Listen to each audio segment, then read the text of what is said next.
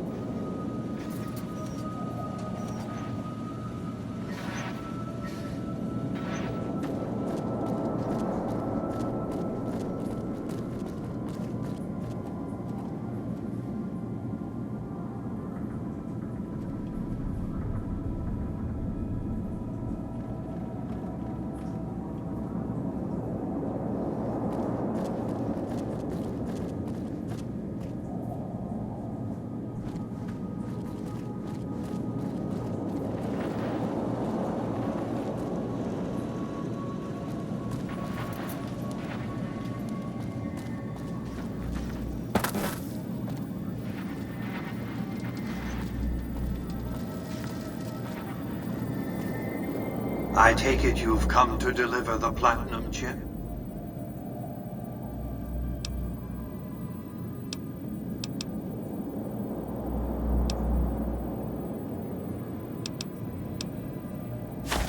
Such a small thing, isn't it? And yet so capacious, so very dear. Decades of hiring salvagers out west to search for this little relic in the ruins of a place called Sunnyvale. Back then, anyway. That's where the chip was printed, on October 22nd, 2077. It was to have been hand-delivered to me here at the Lucky 38 the next day. But the bombs fell first. Suffice it to say, the delivery was never made.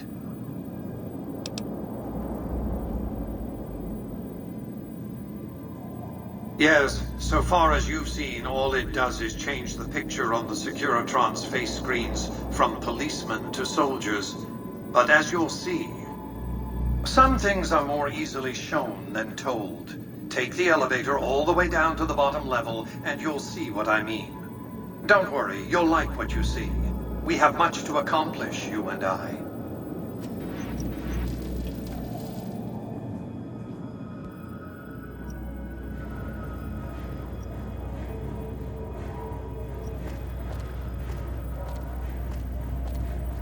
Step closer to the demonstration area, if you would. I expect you're well familiar with my Securitrons by now. The titanium alloy housing that protects its electronic core deflects small arms and shrapnel easily enough. Its X-25 Gatling laser, produced to spec by Glassinghouse Inc., is deadly against soft targets at medium range. And for close-range suppression or crowd control, the Securitron is armed with a 9mm submachine gun. All of this you probably already knew. What you did not know is that these are the Securitron's secondary weapons. All this time, my Securitrons have had to get by running the Mark I operating system, which lacked software drivers for their primary weapons. Today, with the delivery of the Platinum chip, all that changes. Behold, for the first time, Securitrons running the Mark II OS. The M235 missile launcher gives the Securitron the ability to engage ground and air targets at significantly longer ranges. And a rapid-fire G-28 grenade launcher ensures the Securitron is deadly in close-range engagements. The software upgrade also includes drivers for the Securitron's highly sophisticated on-board auto-repair systems.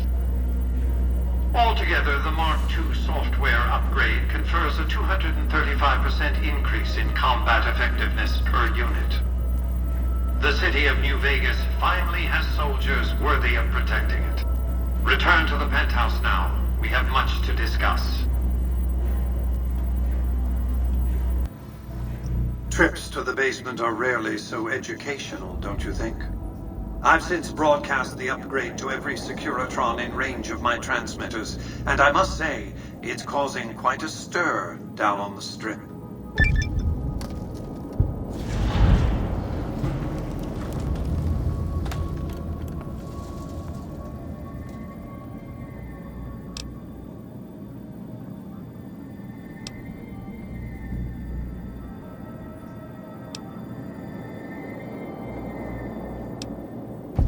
The foundation is laid.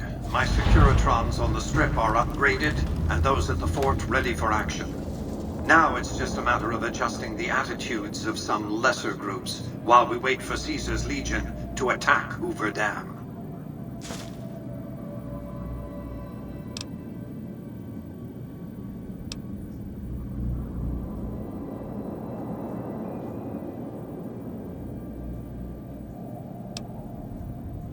What did you want to discuss?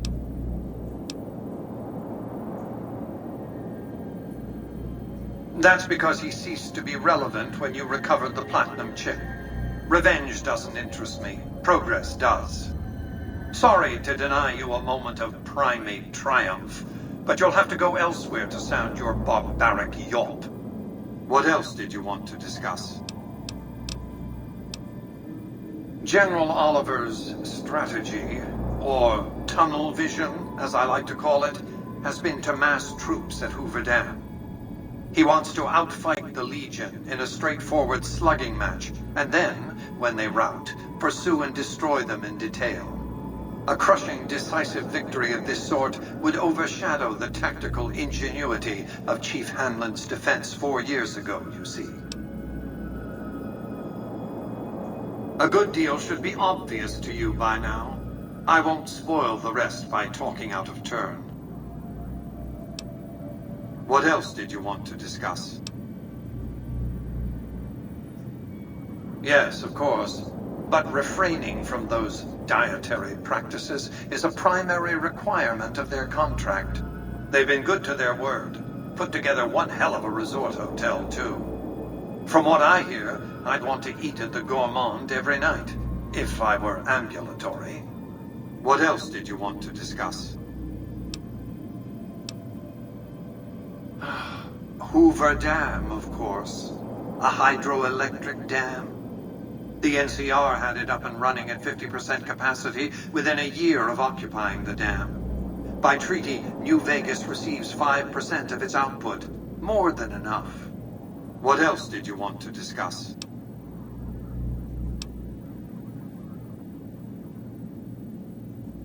It was a place of splendor.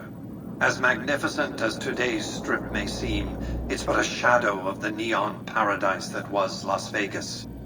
I grew up not far from here, and though I traveled the old world extensively, I never found another place like it. By 2065, I deemed it a mathematical certainty that an atomic war would devastate the Earth within 15 years. Every projection I ran confirmed it. I knew I couldn't save the world, nor did I care to, but I could save Vegas, and in the process, perhaps save mankind. I set to work immediately. I thought I had plenty of time to prepare. As it turned out, I was 20 hours short. On the day of the Great War, 77 atomic warheads targeted Las Vegas and its surrounding areas. My networked mainframes were able to predict and force transmit disarm code subsets to 59 warheads, neutralizing them before impact. Laser cannons mounted on the roof of the Lucky 38 destroyed another 9 warheads. The rest got through, though none hit the city itself. A suboptimal performance, admittedly. If only the platinum chip had arrived a day sooner. The platinum chip was printed in Sunnyvale, California on October 22nd, 2077, the day before the Great War. It was to have been delivered by courier the following afternoon, but by then, the world had ended. The chip contained vital software upgrades, but not just for my Securitrons. Every aspect of the missile defense grid would have been upgraded too. Given that I had to make do with buggy software, the outcome could have been worse. I nearly died as it was. Software glitches set off a cascade of system crashes. I had to take the Lucky 38's reactor offline, lest it melt down. For nearly 5 years, I battled power outages and more system crashes until I finally managed